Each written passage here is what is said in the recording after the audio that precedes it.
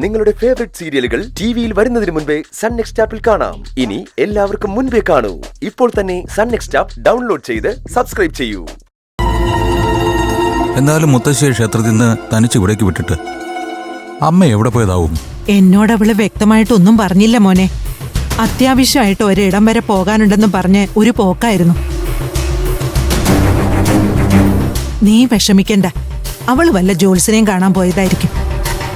ആദ്യത്തെ പെണ്ണുകാണലിൽ തന്നെ കല്ലുകടി ഉണ്ടായല്ലോ, അതിന് പരിഹാരം വല്ലതും ഉണ്ടോന്ന് അറിയാനായിരിക്കും പോയത്. ഏതായാലും ഒരു കാര്യം ഉറപ്പാ മോനെ, എത്രയും പെട്ടെന്ന് തന്നെ നിന്റെ കല്യാണം നടത്തിയെടുക്കണമെന്നുള്ള വാശിയിലാ അവള്. മുത്തശ്ശിയെ തനിച്ചാക്കിയിട്ട് അമ്മ ഇതെവിടേക്കായി പോയത്?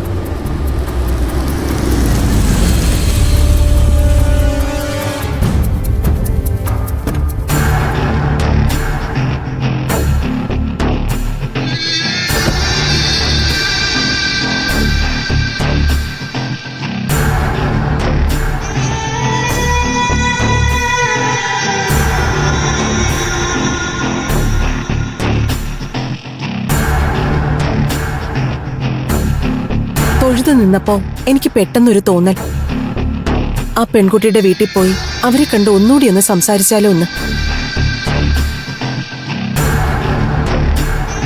അതെന്താ പെട്ടെന്ന് അങ്ങനൊരു തോന്നല്? അറിയില്ലമ്മേ, ചിലപ്പോ ഭഗവതിയായിട്ട് അങ്ങനെ തോന്നിപ്പിച്ചതാവും. അതല്ലേ ഞാൻ അപ്പൊ തന്നെ പോയത്. എന്നിട്ട് എന്തായി? അവരെ കണ്ട് സംസാരിച്ചോ താൻ? എന്റെ സംശയങ്ങൾ തീർത്ത് അവളെ തന്നെ ഇവന്റെ പെണ്ണായി ഉറപ്പിക്കാൻ പറ്റുമെന്ന് അറിയാനാ ഞാൻ ചെന്നത്. പക്ഷേ എന്നിട്ട് എന്തു പറ്റി? അവര് വല്ല എതിരഭിപ്രായവും പറഞ്ഞോ? അമ്മേ, വീട്ടുകാർക്ക് അങ്ങനെ കാര്യമായ അഭിപ്രായ വ്യത്യാസമൊന്നുമില്ല. പക്ഷെ ആ പെൺകുട്ടി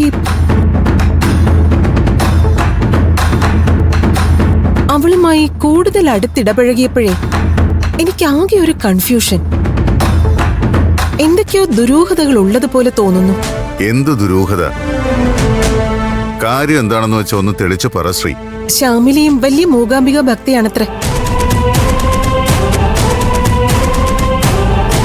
അതിലിപ്പോ എന്താ ഇത്ര ദുരൂഹത തോന്നാൻ മാത്രം? ആ കുട്ടി മൂകാംബിക ഭക്തയാണെങ്കിൽ അത് നല്ല കാര്യമല്ലേ? അതല്ലമ്മേ, സംസാരത്തിലും പെരുമാറ്റത്തിലും ഒക്കെ ആ ദേവൂട്ടിയുമായി എന്തൊക്കെയോ സാമ്യം പോലെ എനിക്ക് തോന്നുക. എടോ, അതൊക്കെ തന്റെ വെറും തോന്നല. ആദ്യം മനസ്സിൽ അങ്ങനെ ഒരു ധാരണ പതിഞ്ഞു പോയതുകൊണ്ടുള്ള കുഴപ്പ. അതല്ല തമ്പിയേട്ടാ, എന്തോ എവിടെയോ ചില കുഴപ്പങ്ങൾ ഉള്ളതുപോലെ. എന്നിട്ടിപ്പോ എന്താ നിന്റെ തീരുമാനം? അമ്മേ, എനിക്ക് വ്യക്തമായൊരു തീരുമാനം എടുക്കാൻ കഴിയുന്നില്ല. സത്യം പറഞ്ഞ ഇക്കാര്യത്തിൽ എനിക്കിപ്പോ രണ്ട് മനസ്സാ. ചുറ്റുപാടുകളൊക്കെ വെച്ച് നോക്കുമ്പോ വിവാഹം വേണമെന്നുണ്ട്. പക്ഷെ ആ കുട്ടിയുടെ കാര്യം ഓർക്കുമ്പോ അത് വേണോന്ന് ചിന്തിക്കുക. അത്രയ്ക്ക് കൺഫ്യൂഷൻ ആണേല് ഈ പ്രപ്പോസൽ അങ്ങ് ഡ്രോപ്പ് ചെയ്യുന്നതല്ലേ നല്ലത്? അതെ, അതാ നല്ലത്. ദേ, ഇവന് വേണ്ടി വേറെ ഏതെങ്കിലും നല്ല ഫാമിലിയിൽ നിന്ന് കൊള്ളാവുന്ന അലയൻസ് നോക്കിയാൽ മതിയല്ലോ.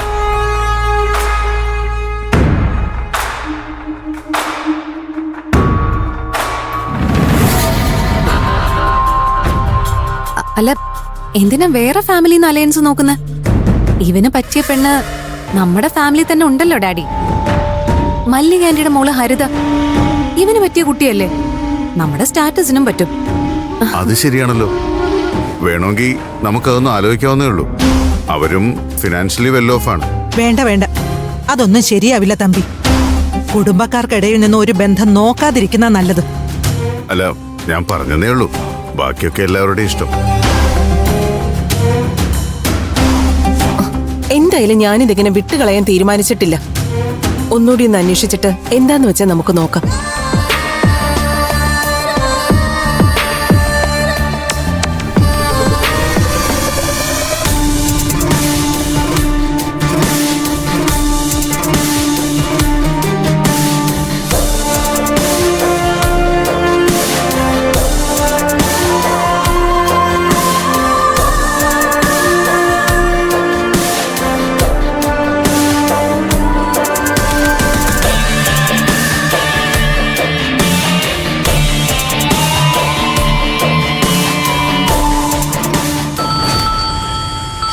ശ്രീകല മേഡമാണല്ലോ വിളിക്കുന്നത്.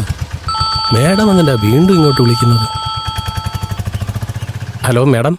ആ മുരളി, താൻ എവിടെയാ? ഗസ്റ്റ് ഹൗസിലാണോ? അല്ല മാഡം, പുറത്താ. ഗണപതി അമ്പലത്തിൽ ഒന്ന് തൊഴാൻ വന്നതാ.